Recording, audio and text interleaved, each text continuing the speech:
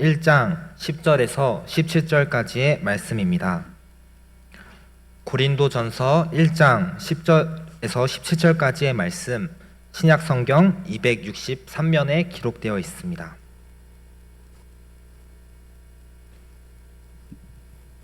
고린도전서 1장 10절에서 17절까지의 말씀 다 찾으셨으면 함께 교독하시겠습니다.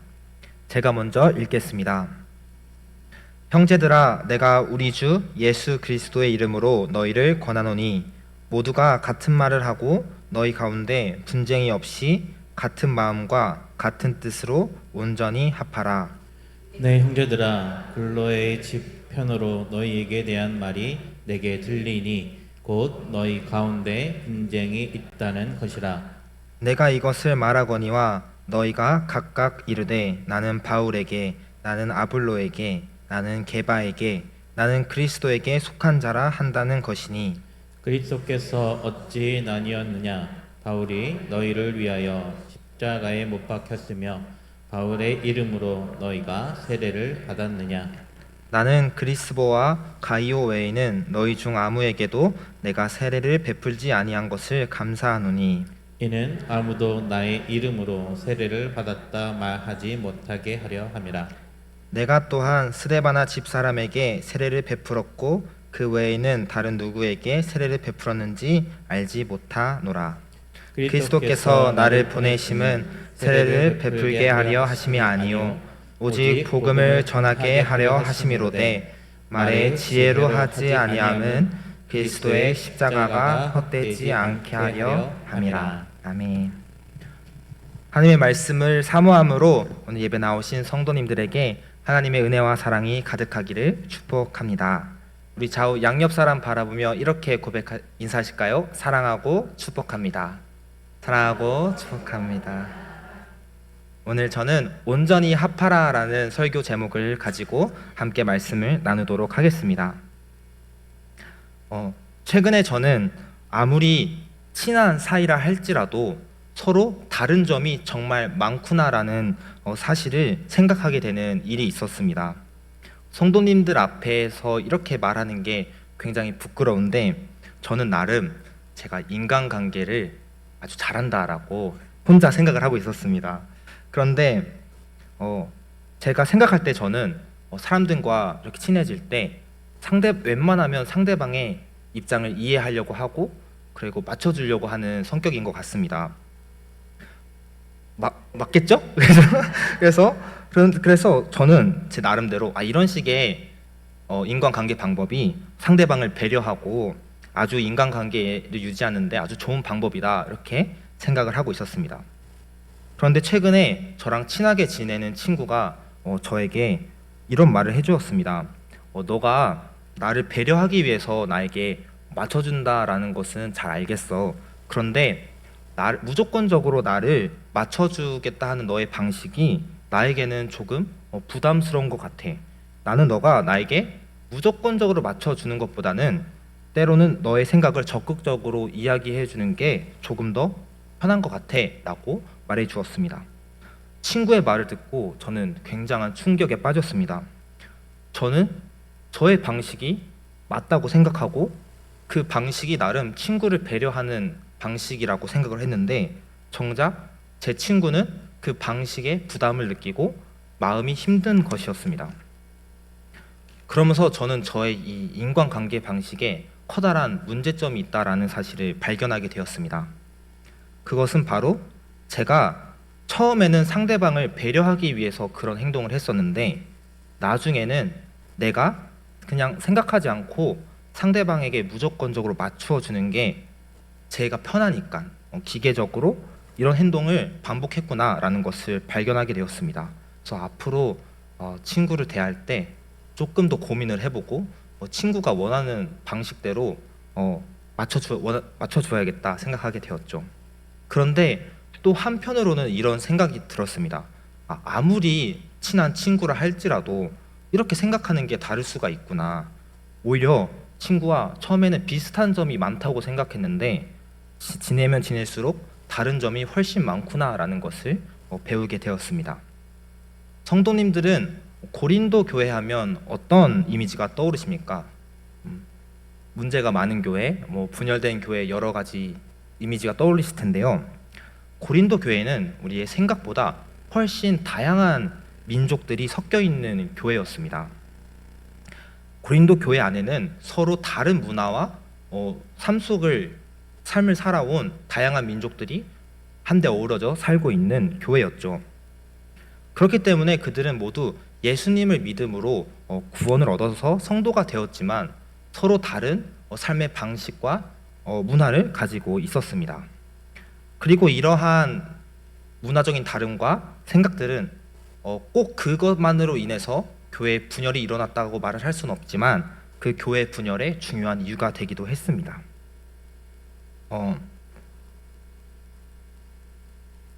이 고린도 교회 안에는 총 4가지 그룹이 있었다고 합니다. 하나는 바울파, 다른 하나는 아볼로파, 그리고 다른 하나는 게바파, 또 다른 한 가지는 이 그리스도파라고 불리는 이 4가지 그룹들이 서로 분열되어 있다고 합니다. 이들이 어떠한 특징을 가지고 있는지 우리가 자세히 살펴볼 수는 없겠지만 중요한 것은 그들이 어떤 교회 지도자를 지지하느냐를 중심을 가지고 그들이 분열되었다라는 것입니다. 이러한 어수선한 상황 속에서 사도 바울은 10절에서 이렇게 말하고 있습니다. 형제들아, 내가 우리 주 예수 그리스도의 이름으로 너희를 권하노니 모두가 같은 말을 하고 너희 가운데 분쟁이 없이 같은 마음과 같은 뜻으로 온전히 합하라.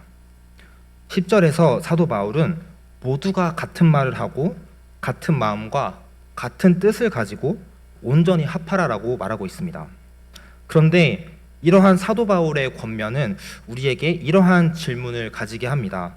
아무리 친한 사이라 할지라도 서로 다른 것이 있는 것이 사람인데 어떻게 모두가 같은 말을 하고 같은 마음을 가지고 같은 뜻을 가지는 게 가능할까?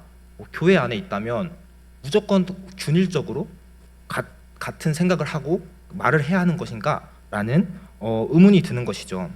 오늘 저희는 함께 이 말씀 본문을 통해서 이 질문에 대한 답을 찾고자 합니다. 답을 찾을 때 첫 번째는 교회가 왜 하나됨을 추구해야 하는가에 대해서 이야기하고요. 두 번째는 우리가 그러면 어떻게 하나됨을 추구할 수 있는지에 대해서 이야기하고자 합니다. 그리고 마지막으로는 우리가 교회의 하나됨을 추구하는 삶을 통하여 얻을 수 있는 유익은 무엇인지에 대해 살펴보고자 합니다. 먼저 교회가 하나됨을 추구해야 하는 이유에 대해서 말씀을 드리도록 하겠습니다. 오늘 10절 말씀을 다시 한번 살펴보도록 하겠습니다. 10절 말씀은 이렇게 기록되어 있습니다. 형제들아, 내가 우리 주 예수 그리스도의 이름으로 너희를 권하노니 모두가 같은 말을 하고 너희 가운데 분쟁이 없이 같은 마음과 같은 뜻으로 온전히 합하라라고 말하고 있습니다. 사도 바울은 이 10절에서 이 고린도 교회를 향해 총 2가지 명령을 하고 있는데 하나는 이 모두가 같은 말을 하라는 것이고 다른 하나는 같은 마음과 같은 뜻으로 온전히 합하라라는 것입니다. 이 2가지 명령은 모두 동일한 메시지를 가지고 있는데 그것은 바로 서로 다른 의견을 가진 두 사람이 같은 목표를 이루기 위해 협력하라라는 말입니다.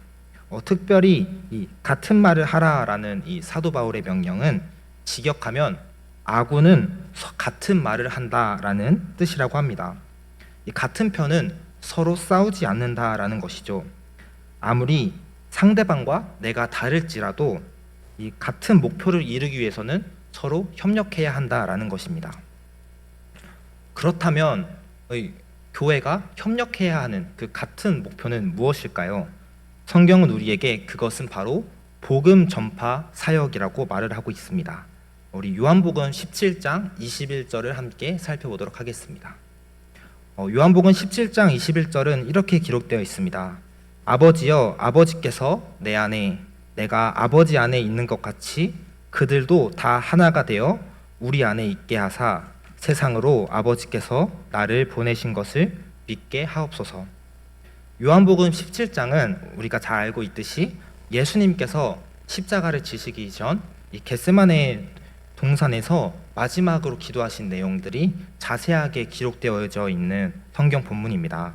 17장에서 예수님께서는 먼저 자신을 위해서 기도하십니다. 이 십자가 사역을 감당할 수 있는 힘을 허락해달라고 기도하시죠. 그리고 다음으로는 이 땅에 남겨질 제자들을 위해서 기도하십니다. 그들을 지켜주시고 보호해달라고 기도하시죠. 그리고 오늘 우리가 읽은 이 21절에서 예수님께서는 이 제자들을 통하여 이 땅에 세워질 교회를 위하여 기도하십니다. 그 기도의 내용이 무엇입니까? 바로 교회가 서로 하나가 되게 해달라는 것입니다. 왜냐하면 교회의 하나 되는 모습을 통하여 이 세상이 예수님을 보게 되기 때문이죠. 그렇기 때문에 오늘 본문에서 사도 바울 역시 고린도 교회에게 온전히 합하라라고 권면하고 있는 것입니다. 우리가 서로 다를지라도 서로 복음 전파 사역을 감당하기 위해서 협력해야 한다라는 것이죠. 그리고 그것이 바로 우리를 향한 예수님의 하나님의 뜻이라는 것입니다. 그리고 이 사역을 위하여 우리가 부르심을 받았다라는 것입니다. 고린도 교회를 향한 이 사도 바울의 명령을 통하여 우리는 교회의 하나됨에 대해서 중요한 성경적인 메시지를 발견하게 됩니다. 그것은 바로 교회의 하나됨은 단순히 모든 사람이 무조건적으로 똑같은 생각을 하고 똑같은 말을 하고 똑같은 생각을 품는 그런 균일성을 이야기하고 있는 것이 아니라는 것입니다. 성경이 말씀하는 교회의 하나됨이란 서로가 다름에도 불구하고 하나의 공통된 목표를 가지고 그것을 이루기 위하여 연합하는 이 통일성을 이야기하고 있는 것입니다. 그리고 이것이 바로 우리가 추구해야 되는 하나됨이다라고 성경은 말하고 있습니다. 사람이 모이는 곳에는 언제나 다름이 존재합니다. 사이가 가깝든 멀든 상관없이 다름이라는 것은 분명히 존재합니다. 그렇기 때문에 이 다르다라는 이유만 한 가지를 가지고 우리가 서로 분열하게 된다면 우리는 결코 하나가 될 수 없습니다. 그리고 이러한 모습은 결코 우리가 세상에 예수님을 보여주는 모습이 아닙니다. 그렇기 때문에 우리가 만약 진정으로 복음 전파 사역에 참여하기 원하고 그 일에 헌신하기 위해서라면 우리는 적극적으로 이 교회의 하나됨을 추구해야 하는 것이죠. 사도 바울은 교회의 공통된 목표, 바로 이 복음 전파 사역을 감당하기 위해서 우리가 하나가 되어야 된다, 연합해야 한다라고 말하고 있습니다. 그렇다면 이제 우리에게 이 중요한 물음이 남아 있습니다. 바로 어떻게 교회에서 하나됨을 추구할 수 있을 것인가? 실질적인 방법에 대해서 우리 함께 살펴보도록 하겠습니다. 본문 13절과 16절을 살펴보도록 하겠습니다. 제가 읽겠습니다. 그리스도께서 어찌 나뉘었느냐? 바울이 너희를 위하여 십자가에 못 박혔으며 바울의 이름으로 너희가 세례를 받았느냐? 나는 그리스보와 가이오 외에는 너희 중 아무에게도 내가 세례를 베풀지 아니한 것을 감사하노니 이는 아무도 나의 이름으로 세례를 받았다 말하지 못하게 하려 함이라. 내가 또한 스데바나 집 사람에게 세례를 베풀었고 그 외에는 다른 누구에게 세례를 베풀었는지 알지 못하노라. 13절에서 사도 바울은 먼저 그리스도께서 어찌 나뉘었느냐라고 질문하고 있습니다. 이 교회에 분열을 일으킨 이 고린도 교회 성도들을 훈계하고 있는 것이죠. 교회는 예수님께서 머리가 되시고 각 성도가 몸인 하나의 이 공동체인데 우리가 어떻게 나뉠 수 있느냐라고 질문하고 있는 것입니다. 그리고 사도 바울은 추가적으로 두 가지 질문을 하는데 하나는 바울이 너희를 위하여 십자가에 못 박혔느냐이고 다른 하나는 너희가 바울의 이름으로 세례를 받았느냐라는 질문입니다. 먼저 사도 바울은 이렇게 질문합니다. 바울이 너희를 위하여 십자가에 못 박혔느냐라는 것이죠. 지금 그는 이 질문을 통해 십자가가 교회의 본질임을 이야기해주고 있습니다. 예수님과 그분의 십자가 사역이 없다면 교회는 존재할 수 없다라는 것을 말하고 있죠. 그렇기 때문에 교회 안에서 예수님을 제외하고 다른 누군가를 내세우거나 지지한다는 것은 너무나도 의미가 없는 일이라는 것입니다.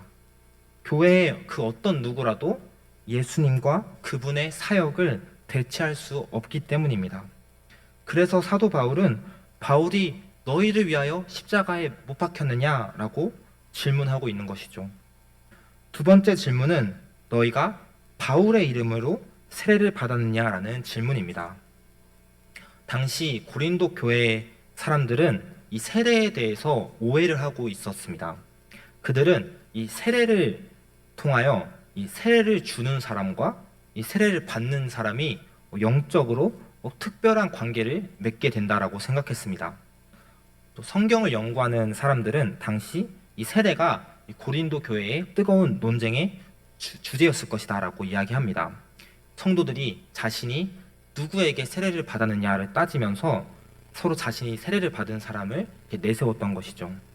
그런 고린도 교회의 성도들을 향해 사도 바울은 너희가 바울의 이름으로 세례를 받았느냐라고 질문하고 있습니다. 누구에게 세례를 받았느냐가 중요한 게 아니라 우리가 그리스도의 이름으로 세례를 받았다는 게 중요하다라는 것을 말하고 있는 것이죠. 주목할 점은 사도 바울은 이 교회의 문제점을 지적하며 결코 다른 지도자들과 그들을 지지하는 이 그룹을 언급하고 있지 않다라는 것입니다. 그는 교회의 문제점을 지적하며 오직 이 자신의 이름과 이 자신을 지지하는 사람들을 언급할 뿐 다른 지도자들과 다른 사람들은 이야기하고 있지 않습니다. 왜 그럴까요? 사도 바울은 하나 되기 위해서 필요한 것은 자신을 변호하고 높이는 것이 아니라 바로 오히려 나를 낮추고 상대방을 높이는 것이라고 생각했기 때문입니다.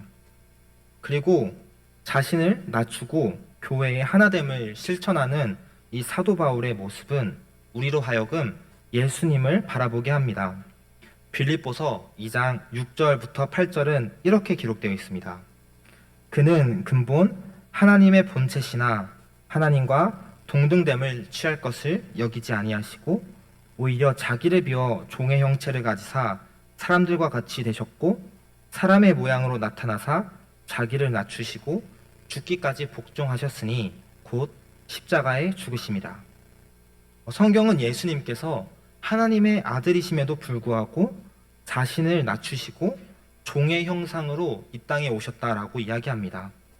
그 이유가 무엇일까요? 바로 하나님이신 예수님께서 우리와 하나가 되기 위해서였습니다. 하나님께서는 우리와 함께 하시기 위하여 종의 모습으로 이 땅에 오셨습니다. 자신을 낮추시고 십자가에서 죽으셨습니다. 그리고 이것을 신뢰한 사도 바울은 고린도 교회의 문제를 지적하면서 결코 다른 인물들을 언급하지 않고 있습니다. 그들을 깎아내리지 않고 있습니다. 오히려 자기 자신만을 낮추고 깎아내릴 뿐이죠. 바울이 여러분을 위하여 십자가에 못 박혔습니까? 여러분이 바울의 이름으로 세례를 받았습니까? 그렇지 않습니다. 저와 여러분은 모두 예수 그리스도를 통하여 구원을 얻게 되었습니다. 라고 사도 바울은 이야기하고 있습니다. 결국 교회의 하나됨을 추구하는 방법은 바로 자신을 낮추는 것입니다. 그러나 우리는 상대방을 바라볼 때, 특별히 내가 마음에 들지 않는 사람을 바라볼 때 그 사람 앞에서 우리를 낮추는 것을 너무나도 힘들어합니다. 그렇기 때문에 우리는 쉬운 다른 방법을 선택하죠.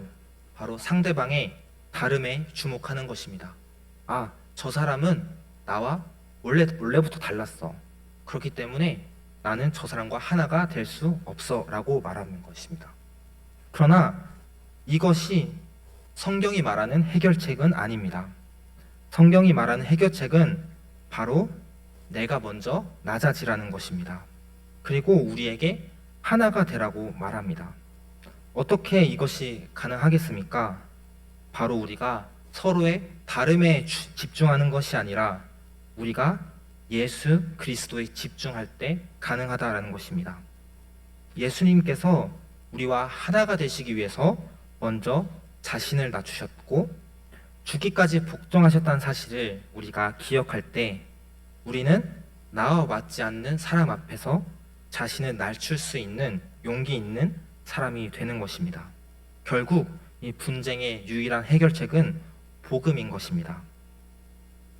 마지막으로 이 하나됨을 통하여 우리가 얻을 수 있는 유익에 대해서 한번 이야기해 보고자 합니다. 본문 17절은 이렇게 기록되어 있습니다. 그리스도께서 나를 보내심은 세례를 베풀게 하려 하심이 아니요 오직 복음을 전하게 하려 하심이로되 말의 지혜로 하지 아니함은 그리스도의 십자가가 헛되지 않게 하려 함이라. 사도 바울은 지금 자신이 복음을 전할 때 말의 지혜로 하지 않는다라고 말하고 있습니다. 그 이유는 바로 십자가가 헛되지 않게 하기 위함이라고 말하는 것이죠. 우리는 이 말의 지혜라는 것을 생각해 볼 때 지금 사도 바울이 아볼로를 지지하는 사람들을 의식하고 있다라는 것을 생각해 볼 수 있습니다. 그들은 이제 아볼로와 바울을 비교하면서 아볼로는 뛰어난 언변을 가졌음을 자랑했습니다. 그러나 사도 바울은 복음을 전할 때 자신이 말의 지혜로 하지 않는다. 그 십자가의 말의 지혜가 아니라 십자가의 능력을 신뢰한다라고 고백하고 있습니다. 그는 어떻게 이 사실을 굳건히 신뢰할 수 있었을까요? 바로 그는 십자가의 능력을 말이 아니라 삶으로 경험한 사람이었기 때문입니다. 또한 우리는 여기서 우리가 교회의 하나됨을 추구함을 통해 얻을 수 있는 유익이 무엇인지 발견할 수 있습니다.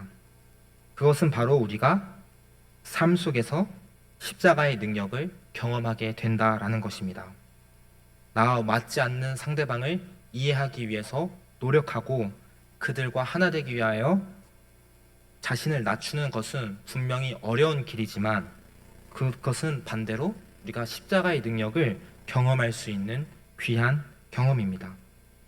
그리하여 우리는 이제 내가 귀로만 하나님을 듣는 것이 아니라 눈으로 하나님을 본다는 욥의 고백처럼 우리의 실질적인 삶의 현장에서 하나님의 능력을 경험하게 되는 것입니다. 그리고 이 능력은 우리로 하여금 말이 아닌 행동으로 하나됨을 추구하게 만들어줍니다.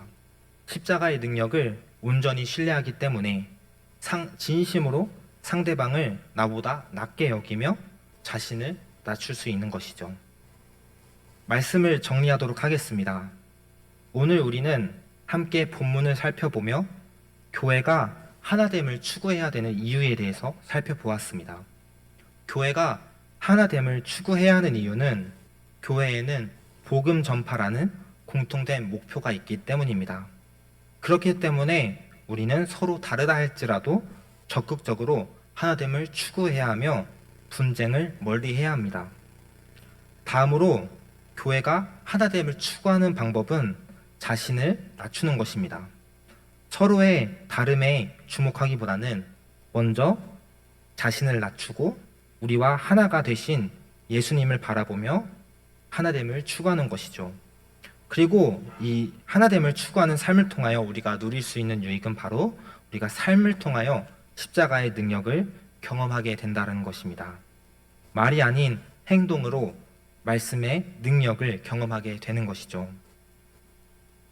그럼에도 불구하고 여전히 우리에게 교회의 하나됨을 추구하는 삶은 참 어렵게만 느껴집니다. 이런 생각이 드는 거죠.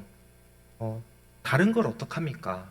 다른 게 분명히 존재하고 그것이 바뀌어지지 않을 것을 내가 경험적으로 알고 있는데 그 속에서 하나됨을 실천하는 것은 너무나도 어렵습니다. 저 역시 이 부분이 굉장히 고민이 되었습니다. 그리고 저는 이 고민에 대한 답으로 저는 기도의 능력을 이야기하고 싶습니다. 유진 피터슨의 현실에 뿌리 박힌 영성이라는 책이 있는데 그 책에서 그는 다윗의 일생을 자신만의 방식으로 자세하게 기록한 내용이 있습니다. 그는 책에서 그는 다윗을 기도의 사람이라고 이렇게 평가하면서 그의 인생에 있었던 한 가지 사건을 이야기하는데, 바로 그 다윗이 골리앗과 싸우기로 결정하고 다윗이 그 골리앗 앞으로 나아가는 장면을 묘사하고 있습니다. 한번 책의 내용을 한번 소개해드리도록 하겠습니다. 그는 이렇게 말하고 있습니다.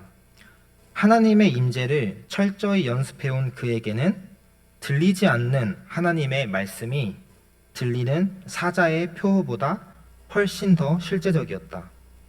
평상시 늘 하나님의 장엄하심을 경배해온 그에게는 보이지 않는 하나님의 사랑이 보이는 곰의 사나움보다 훨씬 더 실제적이었다. 기도하고 노래하며 묵상하고 찬미하는 가운데 형성된 그의 상상력 속에는 양, 곰, 사자를 모두 압도하는 더 크고 거대하며 강한 무언가가 자리 잡고 있었다. 바로 하나님이었다.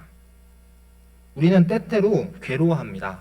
성경 말씀이 내 삶 속에서 전혀 실제적이라고 느껴지지 않기 때문이죠.